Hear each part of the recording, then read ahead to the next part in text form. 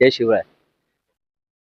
Sir जय शिवराय. त्याची star प्रवाहावर आपली मालिका खूप गाजत होती आणि लोकांपर्यंत खूप आवडत होती.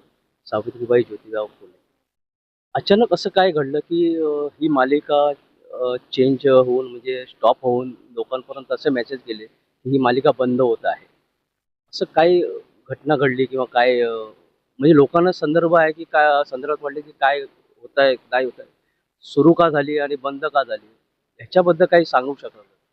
मला असं वाटतं, की हा चॅनलचा निर्णय होता. चॅनलने जे माझ्याकडे मला कम्युनिकेट केलं ते या पद्धतीनेच होतं, की साधारणतः मालिकेला मिळणारा टी-आर-पी आणि त्यातून होणारा रेव्हेन्यू याची सांगड जुळत नाही असं चॅनलचं म्हणणं होतं. पण त्याविषयी मला कुठलाही रोष नाही, राग नाही. कारण महत्त्वाची गोष्ट ही आहे, की स्टार प्रवाहाने मुळात या विषयाला हात घातला यासाठी मी त्यांचा ऋणी आहे, त्यांचा आभारी आहे.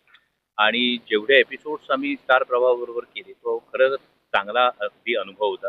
सतीश राजवाडे असतील, अभिजित खाडे असतील, कौस्तुभ बेडेकर असतील, या सगळ्यांनी फार सहकार्य केलं.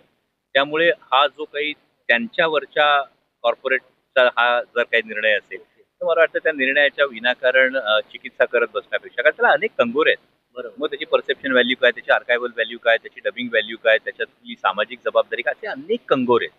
त्यामुळे त्यामध्ये जाण्यापेक्षा मला असं वाटतं, की महाराष्ट्र रडायला नाही, लढायला शिकवतो. ते आपल्या डीएनएत आहे.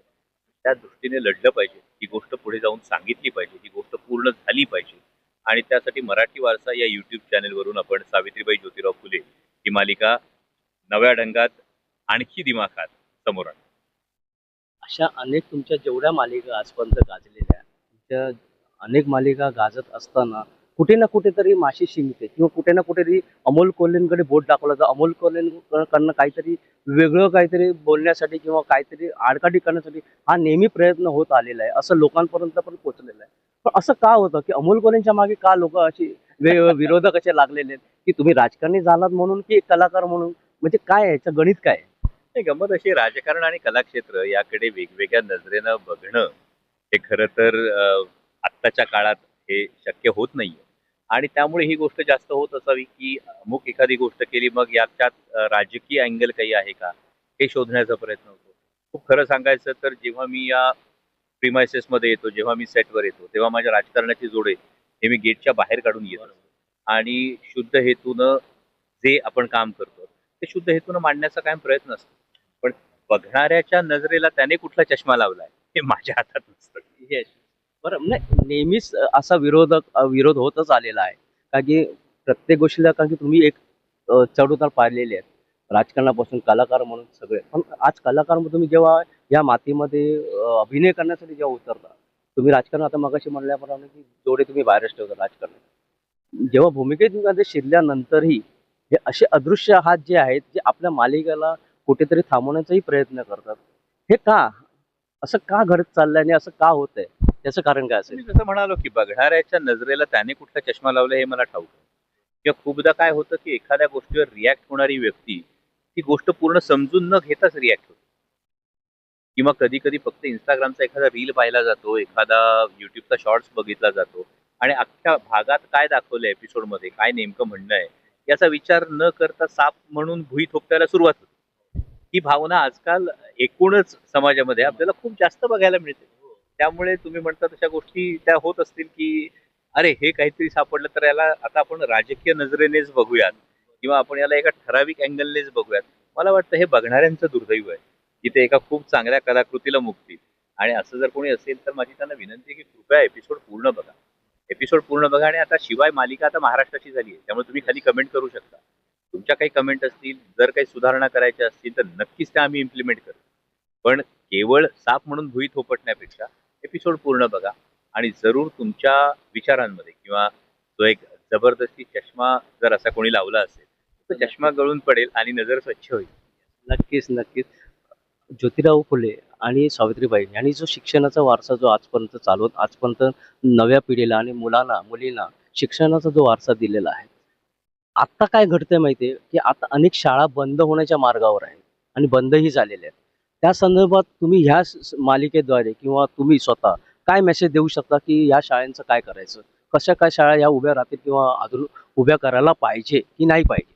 यामध्ये मराठी शाळांचा हा एक फार महत्वाचा मुद्दा या निमित्तानं प्रत्येक वेळी समोर येतो आणि अ, शाळा मराठी असावी की इंग्रजी असावी यापेक्षा शिक्षणाचा दर्जा जर आपण तिथे मेंटेन केला, हा पॉलिसी डिसिजन आहे खरं तर. पण मालिकेच्या निमित्तानं खरं तर आज त्या टप्प्यावर पोहोचायला कोणीतरी शेणगारा सोसलाय, कोणीतरी प्रचंड विरोध स्वीकारलाय आणि म्हणून आज ही परिस्थिती आहे. याची जर जाणीव झाली तर मला वाटतं नक्की फरक पडेल. नक्कीच फरक पडेल, कारण की तुमच्या या मालिकेद्वारे अनेक मुलांना एक धडा पण मिळेल, की बाबा शिक्षण हे किती महत्त्वाचं आहे आणि शिक्षण मिळवण्यासाठी, शिक्षण सुरू होण्याआधी ह्या लोकांनी काय हाल अपेक्षा करत आजपर्यंत इथपर्यंत शिक्षण आणलेलं आहे करायचं. तर माझं असं म्हणणं आहे, की आत्तापर्यंत हे शिक्षण तर खूप चांगलं चाललेलं आहे. शिक्षण संस्था सुधारली पाहिजे. शिक्षणासाठी शाळा उभारल्या पाहिजे. मुलांना शिक्षण मिळालं पाहिजे आणि गावागावात हा प्रचार झालाच पाहिजे आणि आणि हा प्रचार तर तुमच्या ह्या मालिकेद्वारे तर नक्कीच होणार आहे. कारण की तुमचा मराठी वारसा हे YouTube जे नवीन चॅनल सुरू होत आहे. का निर्णय घेतला, की आपण हे मराठी वारसा या YouTube चॅनलवरच ही मालिका आणावी?